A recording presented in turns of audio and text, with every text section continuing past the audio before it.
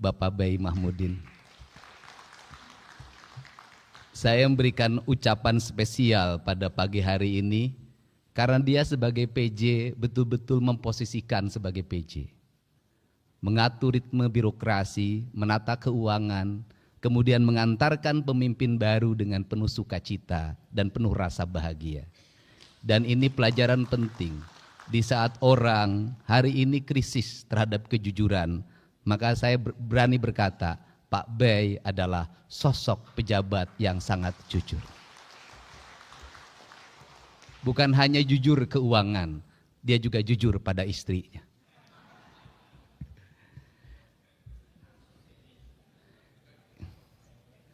Yang saya hormati Saudara Wakil Gubernur Jawa Barat, yang saya hormati Ketua DPRD Provinsi Jawa Barat, saya lebih menyebutnya dalam keseharian Kang Buki Wibawa. Dia memiliki kewibawaan bukan hanya di kantor, dimanapun dia tetap berwibawa.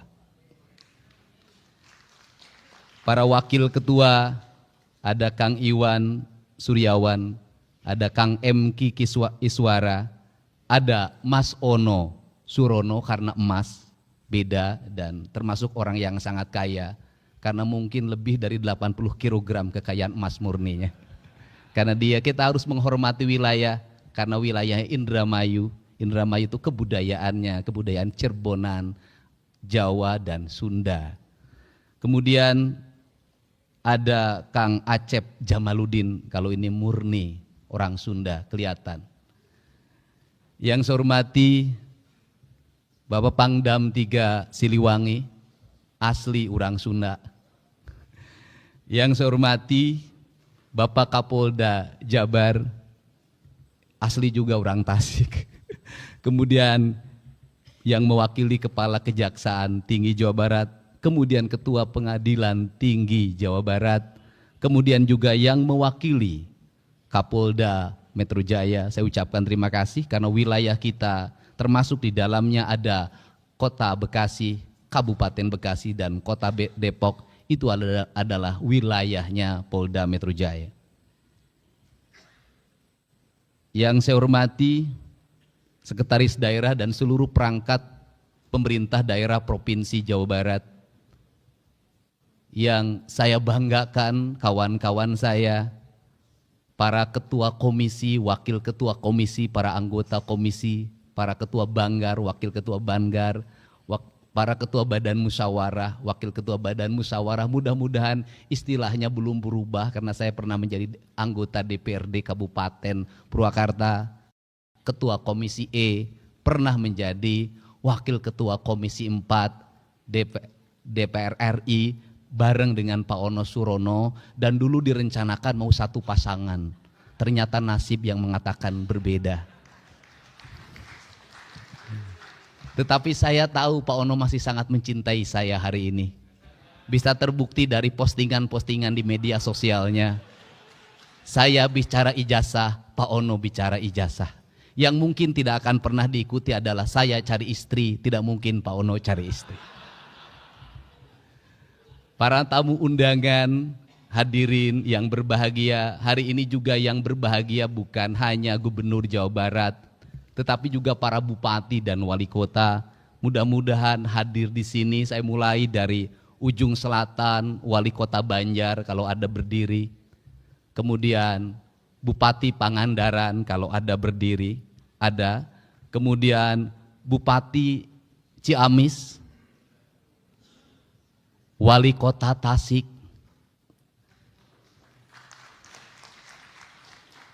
Bupati Kuningan, Bupati Cirebon, Wali Kota Cirebon, Bupati Indramayu, Bupati Majalengka, Bupati Sumedang, Bupati Subang. Nah, ini Bupati Subang mantan juga. Anggota DPRD dulu termuda, sekarang Bupati termuda, tapi sudah bersumpah tadi malam dengan saya tidak akan punya istri muda. Bupati Purwakarta, Bupati Karawang, Bupati Bekasi, Wali Kota Bekasi, Wali Kota Depok, Bupati Bogor, Wali Kota Bogor, Wali Kota Sukabumi, Bupati Sukabumi, Bupati Cianjur, Bupati Bandung Barat, Bupati Kabupaten Bandung, Wali Kota Cimahi, Wali Kota Bandung. Ada yang terlewat? Sudah? Oh iya, kalau Garut memang sengaja dilewat. Karena kalau itu harus paling belakangan menyebutnya. Yang paling utama Bupati Garut itu agak spesial. Bukan hanya Bupati Garut yang hadir, tetapi wakil bupatinya juga hadir.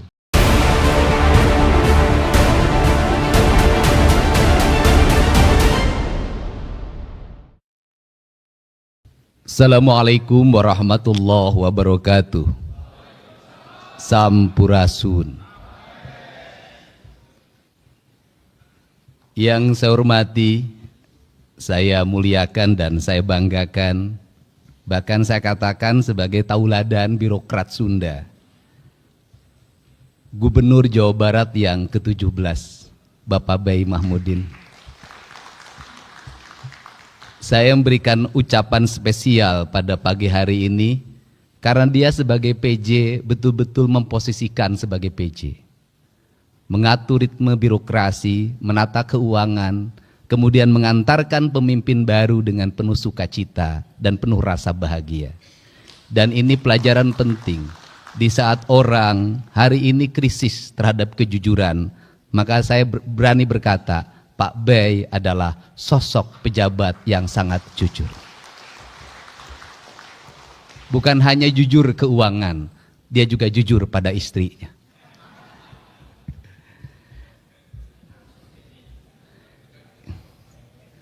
Yang saya hormati Saudara Wakil Gubernur Jawa Barat, yang saya hormati Ketua DPRD Provinsi Jawa Barat, saya lebih menyebutnya dalam keseharian Kang Buki Wibawa.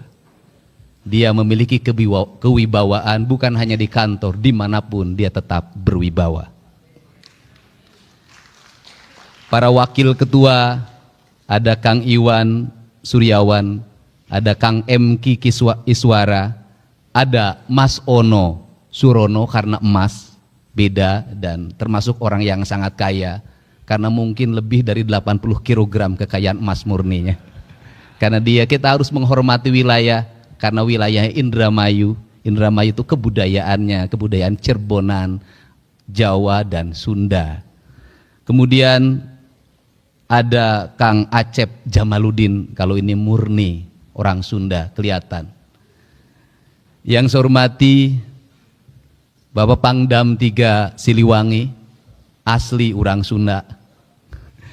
Yang saya hormati Bapak Kapolda Jabar, asli juga orang Tasik. Kemudian yang mewakili Kepala Kejaksaan Tinggi Jawa Barat, kemudian Ketua Pengadilan Tinggi Jawa Barat, kemudian juga yang mewakili Kapolda Metro Jaya. Saya ucapkan terima kasih karena wilayah kita termasuk di dalamnya ada Kota Bekasi, Kabupaten Bekasi dan Kota Depok, itu adalah wilayahnya Polda Metro Jaya. Yang saya hormati Sekretaris Daerah dan seluruh perangkat pemerintah daerah Provinsi Jawa Barat. Yang saya banggakan kawan-kawan saya, para ketua komisi, wakil ketua komisi, para anggota komisi, para ketua banggar, wakil ketua banggar, para ketua badan musyawarah, wakil ketua badan musyawarah. Mudah-mudahan istilahnya belum berubah karena saya pernah menjadi anggota DPRD Kabupaten Purwakarta, ketua komisi E, pernah menjadi wakil ketua komisi 4 DPR RI bareng dengan Pak Ono Surono, dan dulu direncanakan mau satu pasangan. ternyata nasib yang mengatakan berbeda. Tetapi saya tahu Pak Ono masih sangat mencintai saya hari ini. Bisa terbukti dari postingan-postingan di media sosialnya. Saya bicara ijazah, Pak Ono bicara ijazah. Yang mungkin tidak akan pernah diikuti adalah saya cari istri, tidak mungkin Pak Ono cari istri. Para tamu undangan, hadirin yang berbahagia, hari ini juga yang berbahagia bukan hanya Gubernur Jawa Barat, tetapi juga para bupati dan wali kota. Mudah-mudahan hadir di sini. Saya mulai dari ujung selatan, wali kota Banjar kalau ada berdiri. Kemudian Bupati Pangandaran kalau ada berdiri, ada. Kemudian Bupati Ciamis, wali kota Tasik,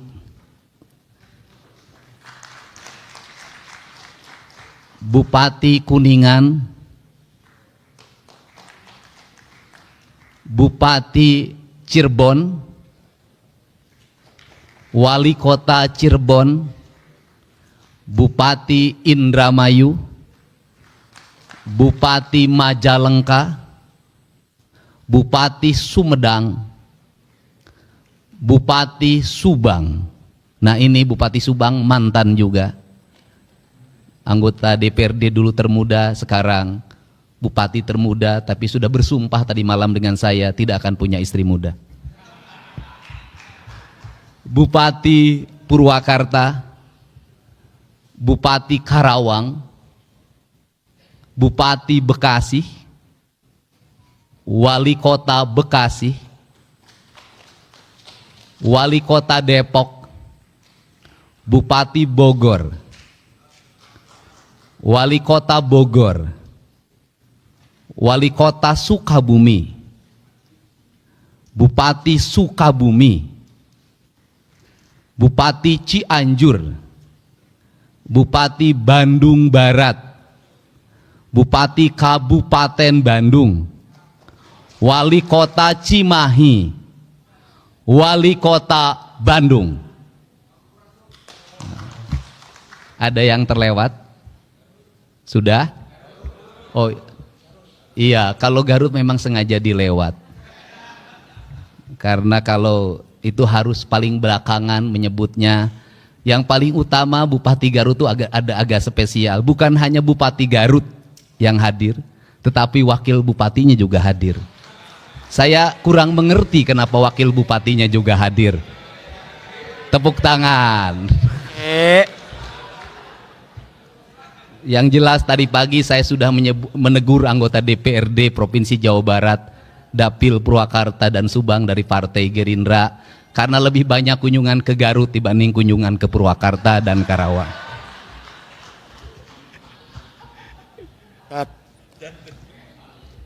Bapak dan Ibu yang saya hormati, bahwa ritual pemilihan gubernur bukan hanya sekedar seremoni demokrasi yang menghabiskan anggaran triliunan dalam setiap tahun. Tetapi yang lebih esensi dari itu adalah membangun komitmen bersama bahwa bangsa ini bisa membuka ruang demokrasi yang terbuka, dipilih oleh seluruh rakyatnya yang memenuhi batasan usia undang-undang. Dan Jawa Barat adalah tingkat pemilih tertinggi di Indonesia. Dalam tingkat pemilih tertinggi di Indonesia itu, kita mampu menyelenggarakan demokrasi dengan baik. Demokrasi yang mengedepankan semangat silih asa, silih asuh dan silih asi. Itu dibuktikan dengan tidak adanya gugatan di Mahkamah Konstitusi. Untuk itu saya mengucapkan terima kasih kepada pasangan calon gubernur Jawa Barat. Yang pertama, pasangan Kiai Haji Adang, pasangan Pak Ahmad Saihu, dan pasangan Pak JJ, yang telah membuka ruang demokrasi dengan kebersihan hatinya. Demokrasi bisa berjalan dengan baik dan memberikan ketauladanan bagi kita semua. Dan paling penting adalah demokrasi harus melahirkan kesejahteraan publik. Kesejahteraan publik itu tercantum dalam logonya pemerintah Provinsi Jawa Barat, Gemah Ripah Repeh Rapi. Gemah ripah repeh rapi adalah kemanunggalan prinsip-prinsip dasar kehidupan yang dalam ajaran Sunda ada tujuan utama dalam hidup, yaitu mewujudkan manusia Pancawaluya. Manusia Pancawaluya adalah manusia yang cager, manusia yang bager, manusia yang benar, manusia yang pinter, dan manusia yang singer. Pancawaluya mengajarkan bagaimana pembangunan harus disusun berdasarkan sistematika kerangka dasar sebagai tahapan yang disebut dengan gerbang Pancaniti. Dalam tahapan itu yang pertama adalah manusia cager, artinya bahwa kesehatan warga adalah fondamen utama dalam kehidupan kita. Maka pembangunan harus mengarah pada upaya membangun kesehatan. Maka kesehatan memiliki dua variabel. Yang pertama adalah pencegahan, yang kedua adalah pengobatan. Kerangka berpikir kita hari ini teracuni oleh kerangka berpikir materialisme, di mana kesehatan selalu dipahami dengan obat-obatan. Kesehatan selalu dipahami dengan alat kesehatan. Kesehatan selalu dipahami dengan rumah sakit. Kesehatan selalu dipahami dengan dokter yang memberikan resep, dokter yang mengoperasi. Seluruh kerangka itu, kalau terus-terusan itu menjadi tujuan utama dalam pembangunan, sampai dunia ini berakhir, kesehatan tidak akan pernah selesai. Kenapa? Kesehatannya bukan berbasis membangun manusia yang sehat, tetapi berbasis proyek kesehatan, berbasis bisnis kesehatan. Kalau kesehatan sudah menjadi proyek kesehatan dan bisnis kesehatan, maka Pancasila yang kita agung-agungkan sudah terdegradasi dalam materialisme, di mana manusia boleh mengeksploitasi orang lain demi kapitalisasi yang dimilikinya, di mana manusia boleh memiskinkan orang lain demi perusahaannya mendapat keuntungan. Kalau kita konsisten pada konsep Pancasila, kalau pada konsep silih asa, silih asi, silih asuh, maka kesehatan bukan hanya pengobatan, tapi kesehatan membangun manusia yang sehat, dimulai dari pola hidup yang sehat. Maka pola hidup yang sehat harus dimulai dari mana?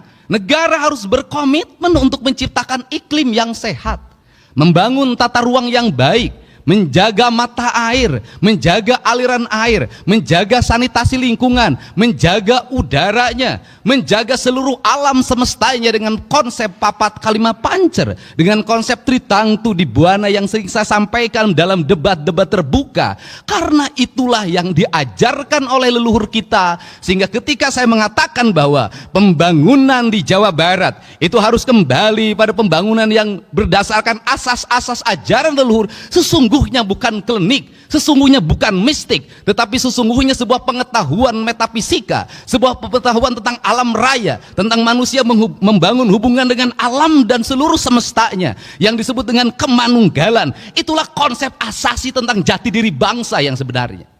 Untuk itu turunannya seperti apa? Maka turunannya gunung kudu awian, lengkop kudu balongan, lebak kudu sawahan. Maka merawat alam, membubarkan berbagai bentuk perangkat perusakan terhadap alam adalah komitmen terhadap alam, dan ujungnya adalah komitmen terhadap Tuhan, komitmen terhadap Allah Subhanahu wa Ta'ala. Bagi saya tidak berarti penyembahannya pada Allah kalau tangannya mengeruk kekayaan alam, menghancurkan ekosistem, menghancurkan ekologi, membuat kerusakan bagi orang lain, melahirkan penderitaan bagi orang lain. Bagi saya bertuhannya adalah bertuhan kebohongan. Karena itu komitmennya harus bersama. Maka dalam komitmen bersama itu tadi ditandatangani, saya menyebutnya itu disebut dengan gerakan manunggal. Hanya manusia yang manunggalah dia akan sehat. Hanya manusia yang manunggalah dia akan sejahtera. Dan hanya manusia manunggalah dia adalah manusia yang menyatu dengan seluruh alamnya. Dan kelak ketika dia meninggal, dia akan kembali pada kesucian dirinya, kembali pada Allah sang pemilik dan maha suci dalam hidupnya. Perspektif itulah yang harus dibangun dalam kerangka berpikir ideologi pembangunan. Untuk itu, dari sekarang saya minta seluruh konsepsi pembangunan di Jawa Barat harus berdasarkan asas kesehatan. Kir mobil harus asasnya kesehatan. Menjaga keselamatan penumpangnya, menjaga keselamatan sopirnya, usia kendaraannya, bukan hanya memenuhi perangkat administratif. IMB rumah harus memenuhi asas kesehatan, bangunan harus memenuhi asas kesehatan. Maka kesehatan adalah piranti rekomendasi bagi seluruh kebijakan pembangunan. Tidak boleh pembangunan bertentangan dengan prinsip-prinsip dasar kesehatan. Kemudian yang kedua adalah upaya kita melakukan pengobatan. Maka seluruh perangkat pemerintah harus segera mengalokasikan pembiayaan, menyediakan puskesmas pembantu di tingkat desa dengan kekuatan layanan yang memadai, menyediakan puskesmas di tingkat kecamatan yang rawat inap dengan kerangka layanan yang memadai, memberikan rumah sakit layanan di setiap kabupaten kota, di mana satu rumah sakit di kabupaten kota yang satu memiliki spesialisi penyakit yang A, yang rumah sakit kabupaten lain yang B, yang kabupaten yang lain yang C. Maka yang disebut dengan pembangunan aglomerasi wilayah, saya menyebutnya dengan pembangunan wilayah kebudayaan. Dulu pemerintah kolonial menyebutnya ekskersidenan. Maka di ekskersidenan itulah harus tumbuh rumah sakit kabupaten kota yang satu sama lainnya saling mengisi. Yang satu unggul di paru-paru, yang lain unggul di kanker, yang lain unggul di bedah saraf. Maka investasi negara, investasi pemerintah provinsi harus mengarah pada itu.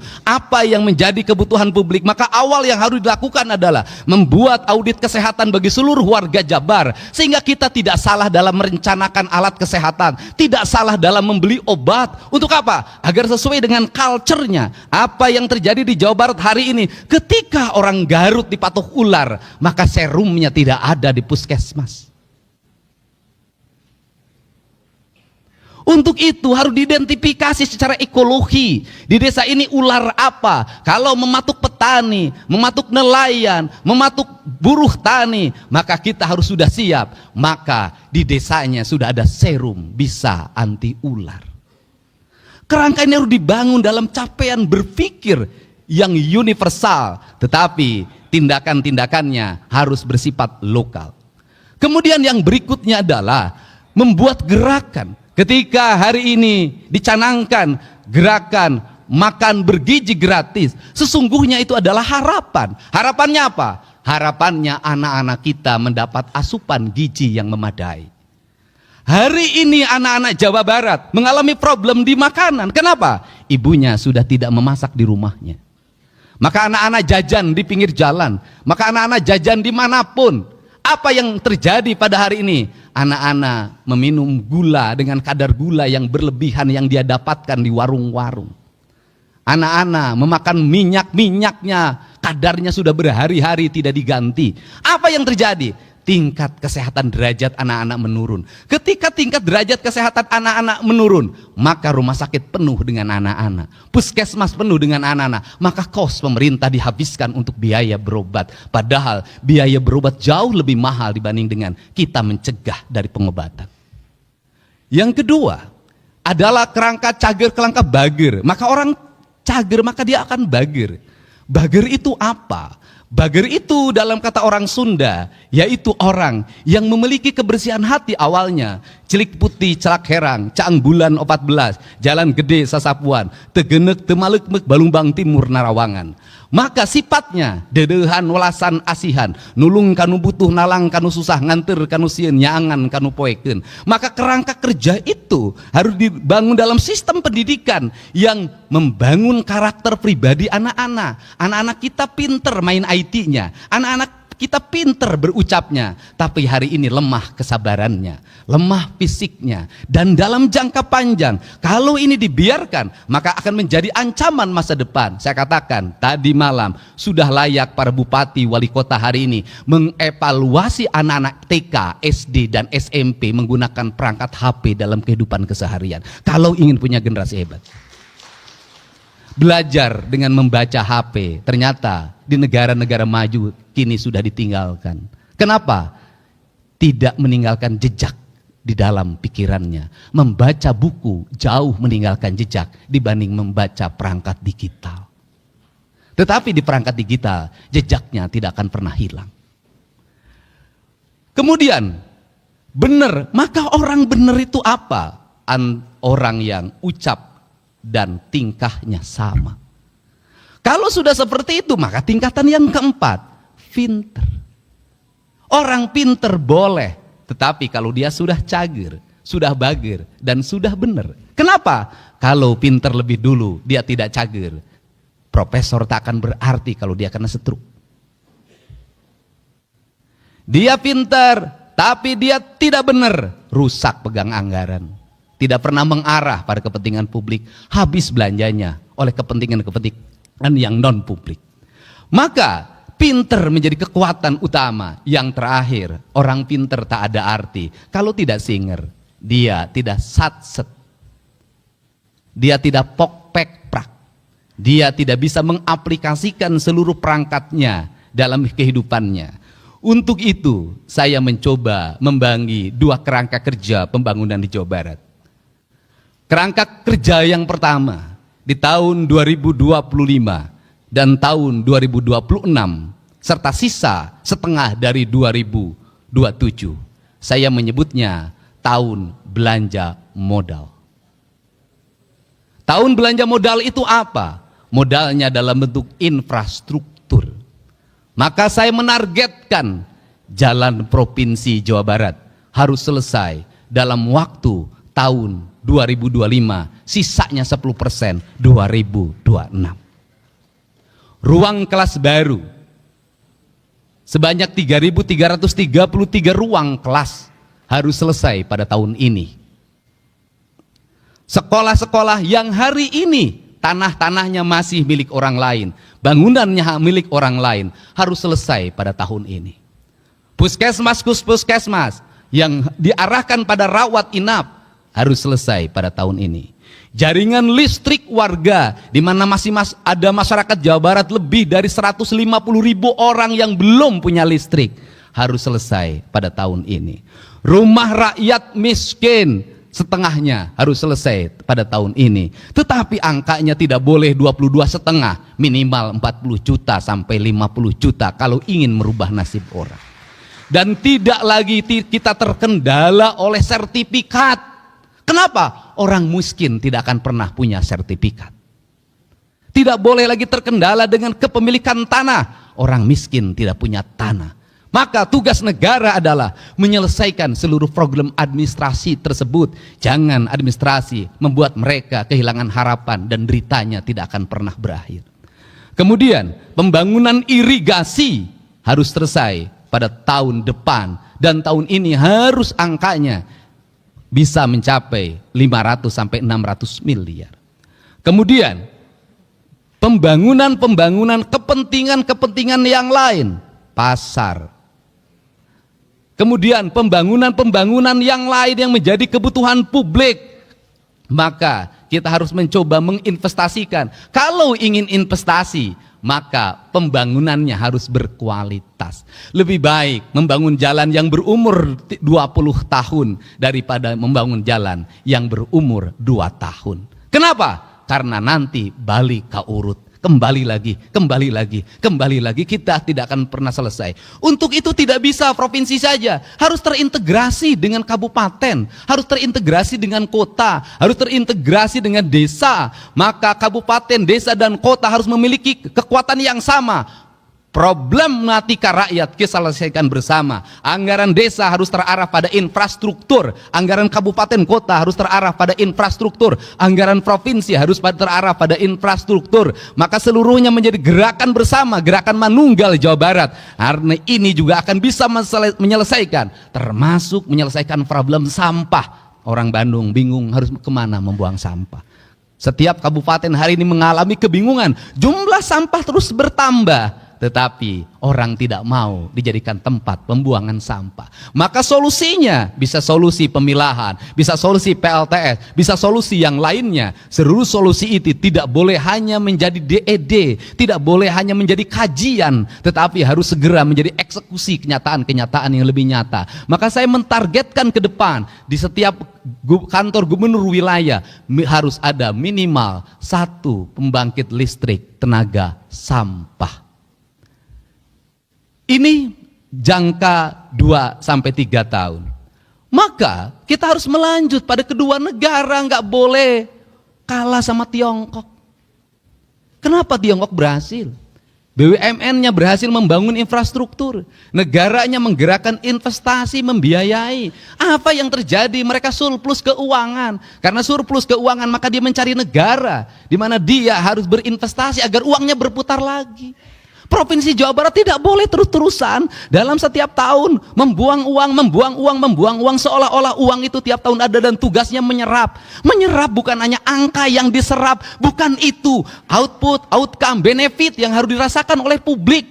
Gak boleh begitu lagi. Karena itu di 2026, 2027, 2028, 2029 kalau infrastruktur sudah selesai, kalau kewajiban-kewajiban pemerintah provinsi sudah selesai, uangnya memiliki kecukupan, maka kita harus mulai berinvestasi fiskal.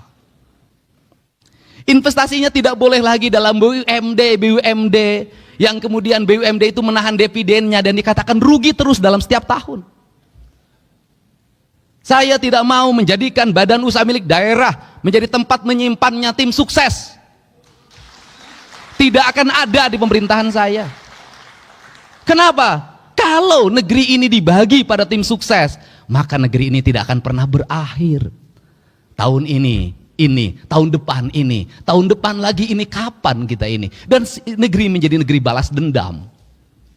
Tetapi BUMD saya akan lakukan apa? Audit investigatif. Agar apa? Agar bisa ditemukan bekerjanya baik, kredibel, punya untung atau buntung terus. Kalau buntung terus, ngapain? Gaji pengangguran, ngabisin duit APBD, tutup.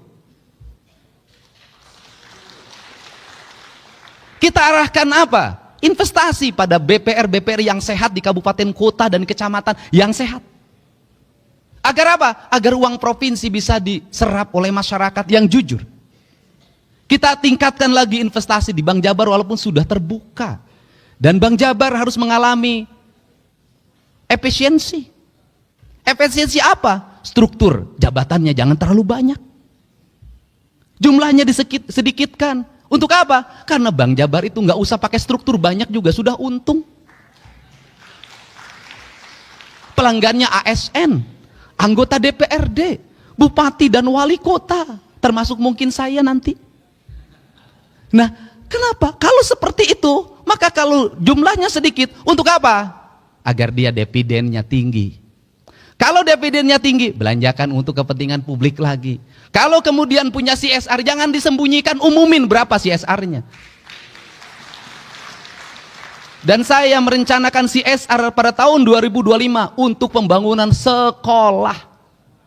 Satu sekolah dari CSR. Kalau seperti itu nanti anak-anak kita bisa bersekolah, tidak ribut lagi, tidak mengalami lagi anak Jawa Barat 350.000 ijazahnya belum ditebus, negara sudah merdeka, ijazah belum ada di tangan. Ini adalah kerangka. Kalau kerangka ini sudah dibangun, maka pada periode ke depan kita menjadi provinsi yang memiliki kecukupan fiskal. Kalau sudah punya kecukupan fiskal, kalau provinsinya misalnya nanti ada BUMD yang profesional, bisa dikelola dengan baik, bisa jadi dia bangun jalan tuh di provinsi lain, bisa jadi dia bikin stasiun kereta api di posisi lain, bisa jadi dia bangun apa di provinsi lain. Kenapa? Duitnya menyebar ke tempat lain. Kita punya kecukupan. Dari kecukupan itu apa yang akan terserap? Orang Jawa Barat nanti kerja di Kalimantan, membawa investasi provinsinya. Orang Jawa Barat kerja di Sumatera, membawa investasi provinsinya. Penduduk bukan terbalik, orang lain yang kerja di Jawa Barat. Karena kekurangan tenaga profesional. Untuk itu beasiswa pendidikan hari ini adalah beasiswa pendidikan investasi. Diarahkan untuk siapa? Anak-anak Jawa Barat yang memiliki kualifikasi kecerdasan tingkat tinggi, agar dia menjadi penggerak ekonomi, agar melahirkan engineer-engineer baru yang bisa menggerakkan mesin produksi di seluruh industri. Ini akan dibangun. Tetapi mesin produksi, industri, investasi harus dilindungi oleh siapa? Oleh negara. Oleh siapa? TNI, Polri, Kejaksaan, dan peradilan pada akhirnya. Untuk apa? Agar mereka tidak ngeluh-ngeluh. Pengusaha ini sudah capek dan lelah, dia harus bayar pajak, kadang-kadang dipajakin. Setelah itu dia harus bayar, apalagi desa ngajuin proposal, kecamatan proposal, ormas proposal, tidak dikasih, di demo. Padahal mereka sudah bayar pajak, sudah menyerap tenaga kerja. Kita harus membuat mereka menjadi nyaman. Kalau tidak ada investasi, rakyat Jabar mau kerja di mana? Yang tukang nasi goreng nggak akan laku. Untuk itu maka saya berani mengalokasikan pembiayaan dari provinsi untuk apa? Membangun ketenangan dan ketertiban di masyarakat Jawa Barat.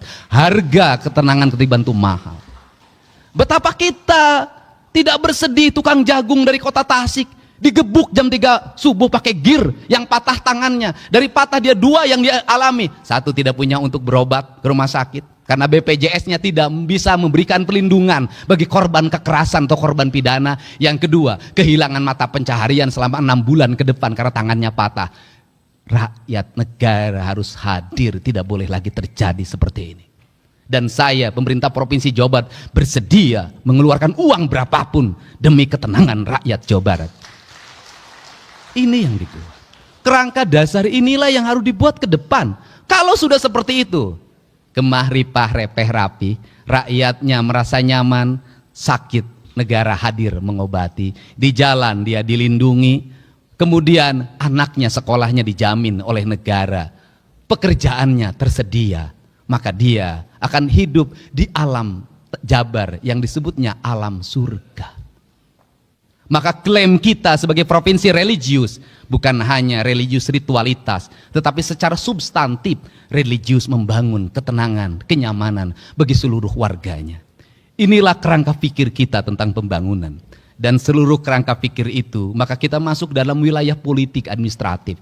Politik administratif yang pertama memerlukan para abdi negara yang jenius, yang pok-pek-prak, yang dimana tunjangan kinerjanya harus melahirkan kinerja, bukan melahirkan foto-foto selfie. Tunjangan kinerjanya harus betul-betul melahirkan produk output dan outcome, tidak punya hanya sekedar aksesoris sebagai abdi negara yang berbasis digital. Yang kedua, saya pun memerlukan kerjasama dengan jajaran TNI, Polri, Kejaksaan, dan Pengadilan. Kita juga memerlukan kerjasama dengan seluruh tokoh masyarakat, tokoh ulama. Kita juga memerlukan kerjasama dengan mitra pemerintah Provinsi Jawa Barat, DPRD Provinsi Jawa Barat. Kita ingin berlaku secara terbuka, dan saya yakin setiap anggota DPRD berpolitiknya adalah keberlanjutan, terpilih lagi pada periode yang ke depan. Dan saya meyakini yang ada di sini nanti terpilih lagi, dan mungkin masuk DPR RI, dan mungkin jadi bupati wali kota, asal jangan nyalon gubernur dulu. Untuk itu, saya mohon dengan sangat, terimalah berbagai pikiran gagasan saya yang out of the box ini, yang lahir dari hati, lahir dari kecintaan dan jiwa, yang ingin orang Sunda, orang Jawa Barat punya martabat di depan orang lain. Kita tidak mau jadi provinsi yang dihinakan karena jumlah anak-anak yang menikah di bawah umurnya tinggi. Kita tidak mau menjadi provinsi yang dihinakan karena lamanya sekolah masih 8 tahun. Kita tidak mau jadi provinsi yang dihinakan karena rakyatnya terjerat oleh pinjol dan judi online. Kita tidak mau jadi provinsi yang dihinakan karena angka harapan hidupnya masih rendah. Kita tidak mau jadi provinsi yang dihinakan karena angka kematian ibu dan anak karena melahirkan juga masih tinggi. Kita ingin jadi provinsi yang dibanggakan, jadi provinsi yang memberikan contoh pada seluruh provinsi lain bahwa anggaran negara kalau dikelola dengan baik akan melahirkan kesejahteraan bagi masyarakatnya. Untuk itu, saya mengucapkan terima kasih atas seluruh dukungan warga Jawa Barat yang telah berpartisipasi dalam politik 27 November 2024. Bagi saya, tidak ada partai pendukung, tidak ada partai pengusung, tidak ada partai lawan politik. Semua partai adalah sahabat saya yang memiliki cita-cita yang luhur. Dan saya pun tetap membuka ruang bagi semuanya untuk memberikan otokritik yang objektif dan mengarah pada solusi-solusi yang dibutuhkan oleh masyarakat. Bukan kritik yang bersifat kebencian atau didasarkan nalar-nalar sentimen karena persoalan pemahaman keyakinan yang berbeda. Untuk itu saya mengucapkan terima kasih. Semoga seluruh gagasan dan cita-cita ini bisa kita wujudkan dalam waktu yang tidak terlalu lama. Dan seluruh penantian itu bisa dirasakan oleh seluruh warga Jawa Barat. Saya mohon maaf pada semuanya apabila ada ucapan dan tingkah laku saya yang sering kontroversial, yang menimbulkan keriuhan di media sosial, tetapi tidak akan pernah ada tajamnya pisau kalau tidak pernah berasah dalam setiap hari. Pisau yang tidak berasah dia akan berkarat dan akhirnya tidak bermakna. Untuk itu saya ucapkan terima kasih. Lembur diurus, kota ditata, Jawa Barat istimewa. Wallahu muwaffiq ila aqwamit thoriq. Assalamualaikum warahmatullahi wabarakatuh. Sampurasun. Sekali merdeka tetap